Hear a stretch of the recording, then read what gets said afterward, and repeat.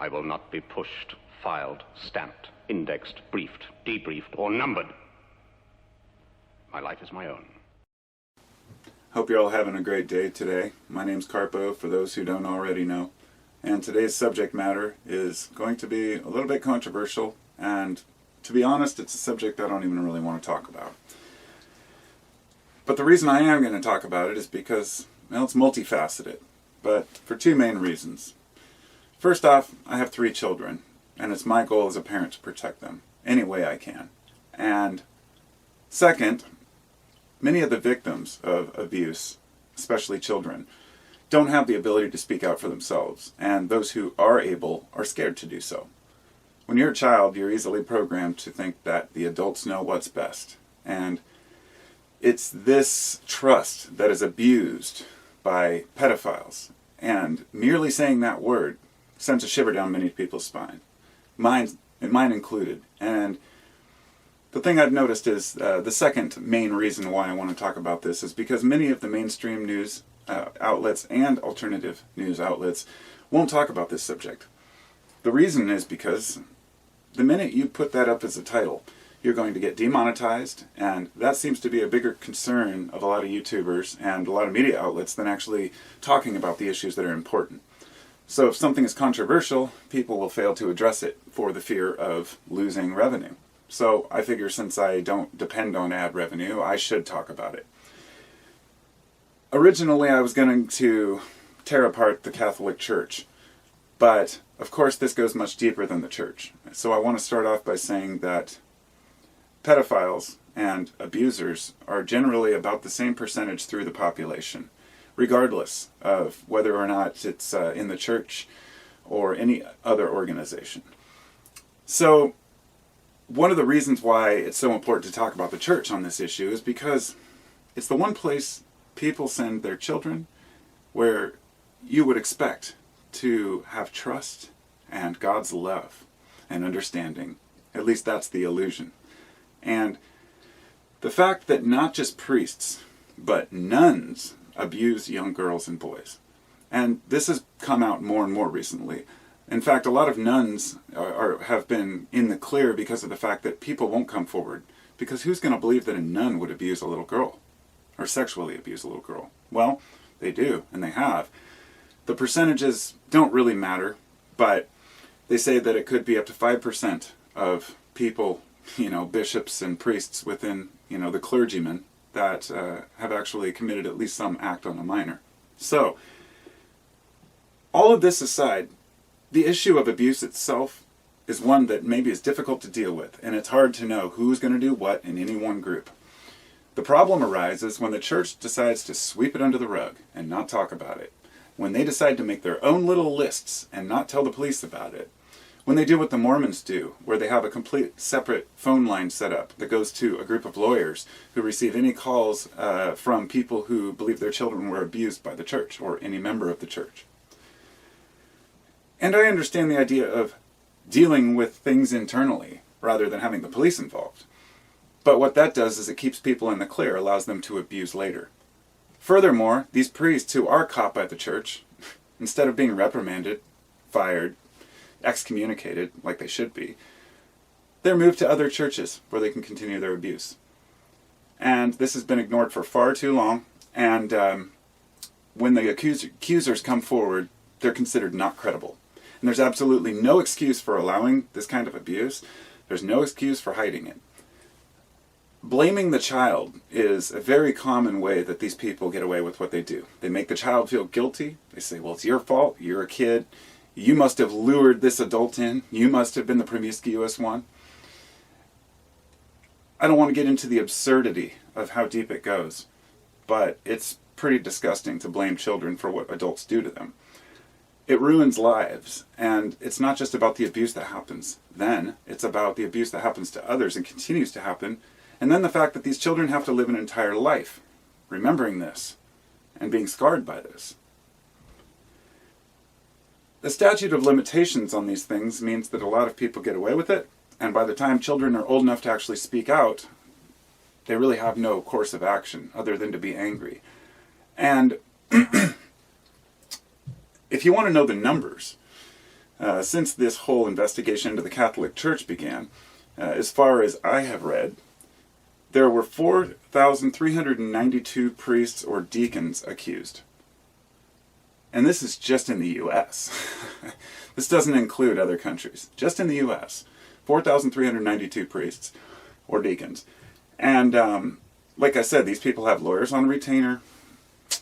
I mean, if 4 to 5% of all clergy is involved, ask yourself how much clergy is in one church. Then do the math yourself and say, how many abusers are really out there? People that we send our children to, I would like to also say that the Boy Scouts, while I'm on this page, I was in the Cub Scouts, and I left or was kicked out, don't recall, but before I got to the Boy Scouts, I ended up leaving. And I kind of regretted that. But now I don't. Especially after some of the stories that came forward the same way with the Boy Scouts. One guy who abused and raped these young boys and then was basically just moved to another, was fired, or then he went to a mental institution for 18 months, and as soon as he got out, he went out and got hired again, did the same thing. He got put on this list, but nobody had the list except for the Boy Scouts. Then he went to Canada and did the same thing again. One of the times he actually took a kid in a plane and tried to kidnap him. I mean, this is a guy who knows how many times they actually did this. When he finally got arrested, he went to jail for 5 years. Then he's been out ever since. Meanwhile, the guy who smokes a joint is in prison for life. We are ass backwards in the way that we treat these people. And honestly, I know a lot of folks just say they should just get the death penalty or they should get prison for life. I'm not going to get into the reason why people do these things, but from what I've read, the psychological reasoning is very similar to the way that it's programmed into a person's head. A pedophile is very similar to the way that a person is gay or homosexual. In other words, it's not something you can just flip a switch and decide to change. A person feels the way they feel. And the belief is that there's a cross-wiring between nurturing a child and a sexual connection. And I know this is difficult stuff to hear and talk about. But this is important because a lot of folks say that they're trying to normalize this behavior by considering it a condition. And I say, just to play the devil's advocate on this, if we ignore it, it'll continue to happen. If people are afraid to come out and get help, then it will continue to happen. And the fact that some people may come and get help and decide that they're going to suppress these urges is very important, because any we can minimize. I'm sure many people who are abusers feel guilty because of it, but just as many don't give a damn. They're disgusting. And this isn't just men. Women are involved. Wives, husband and wife teams, which abuse young children and post these things online. And they break these rings up all the time. And these people, these are the worst of the worst. If you're abusing young children, I don't know what to say.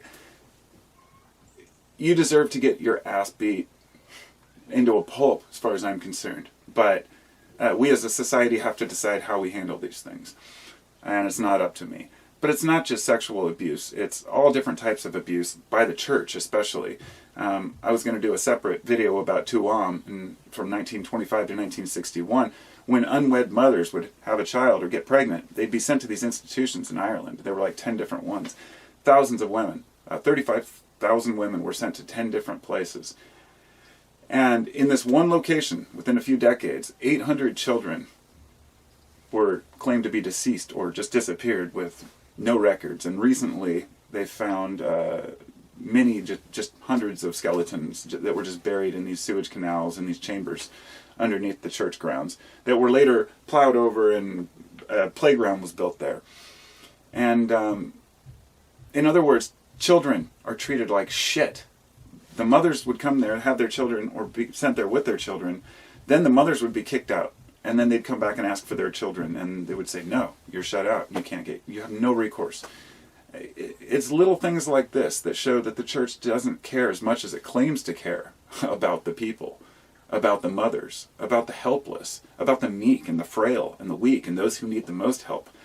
Women and children are being abused, and the church is ignoring it. That to me shows just something too disgusting to even really, it just makes me angry. But it seems like our morals cause immorality. It seems like we're able to close our eyes to one thing. And meanwhile, then the church wants to tell women what they can and can't do with their bodies. It's like George Carlin said. It's like the church is all concerned about the life of a baby before it's born. But the minute it's born, fuck you. Just throw you aside and treat you like shit. I mean, dunk you underwater and, maybe or maybe not, you'll have the grace of God depending on whether the church decides that you're worthy. That's guilt forced on people. And the people begin blaming themselves. And for the rest of their lives, they're fearful to speak up about the things that they've encountered. Nobody deserves abuse. And it's up to all of us to speak up about it. If there is such a thing as evil, which I've often played the devil's advocate on that too, said, no pun intended, but is there evil? And I've often said that evil is a creation, something that we manufacture out of the things that we see wrong in our eyes. But in the big picture, the universe doesn't give a shit. Maybe it does. But if there is an evil, it would lie in the very act of controlling and abusing others and shaping their lives around what you think they should do or for your own satisfaction. And it's sad. It's really sad. I don't know what to do about it. I don't think there's anything we can do about it except acknowledge that it exists. As funny as I've heard many people point the finger at Hollywood and talk about all its sexual promiscuity and disgusting nature of what happens in Hollywood, don't be surprised. Same thing happens in elite circles, the extremely wealthy, cults, a variety of different religions. The fact that it even happens in the Mormon church, as I mentioned, to me is pretty sad, because most Mormons are pretty respectful people that I've met, and I respect their way of life, but ultimately there are going to be abusers to take advantage of that. And I'll tell you, this is exactly what people will prey upon you in Scientology. Scientology doesn't defend their point of view or defend their church. They go on the offense and attack anybody who talks bad about them, because they are one of the worst abusers. I mean, I won't even say the guy, David, the guy who runs the place, he's a disgusting man who has been known to abuse people. Somebody said they've seen him beat hundreds of people up. But who knows the truth? The fact that people organize themselves around these spiritual practices and claim to be for the good of people, for the good of God, there's absolutely no excuse to abuse others. And it just shows a lack of control and a lack of understanding about what it really means to be a human, in my opinion. Have a wonderful day, everybody. Hope I didn't depress anyone. I know this was an important subject I had to talk about, and hopefully, as a society, if this is really such a genetic thing or a cross-wiring of people, then it's going to make it very difficult to address if we don't acknowledge that. But as to what to do about it, I'm not sure. This is nothing new. In Roman times, many of the elite in Rome had their young boys and boy toys. It was considered normal in many of these places, and that's well known, and it still is in many places. And honestly, I love the world, I love people, I love existence, but there is some disgusting shit going on out there, and we have to address it without just ranting about it. We have to be able to address it and acknowledge it, at the very least to be aware that if you're sending your child in to the church alone, you never know what might be going on. Especially when they do overnighters, camping trips, things like this. This seems to be where these things always happen. And so if you're sending your kid off with a sleeping bag to some group, you have to wonder, is summer camp safe? Is church safe? Are any of these places safe for my kids? Honestly, I think for the most part they are. But the problem is that the types of people who abuse children are lured into positions of power like that. They are the ones often who want to become a camp counselor or a Boy Scout leader. And I don't mean to offend anyone who isn't that way, who seeks that, because the other end of the spectrum are people who truly love children and want to help children. In fact, I watched the Mr. Rogers documentary the other day. Phenomenal. It just had me in tears. It was so good. And you think the whole way through, wow, this is a guy who really loved children, who really cared and wanted to teach them. And sure, it had to do with his own upbringing and him not wanting other children to go through the things he went through. But from the outside, a person may think, well, if you like children, you're a pedophile. He must have been a pedophile. But he wasn't.